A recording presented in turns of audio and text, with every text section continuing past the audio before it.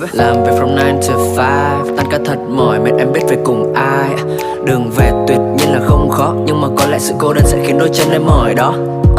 Em đi đâu xa nên anh đưa về nhà. Đừng về một mình vì đường nhiều người quá. Không đi quá vội, anh đây sẽ đợi. Vì dừng bao nhiêu lần đèn đỏ chỉ khiến anh vui thôi. Tim em đau như rồi, chân em đã mỏi rồi, đông cũng đã về rồi, em vẫn một mình thế thôi. Đêm nay sẽ thật dài, em cũng đã mệt nhoài. Sương rơi đêm lạnh đầy, vậy thì ai đưa em về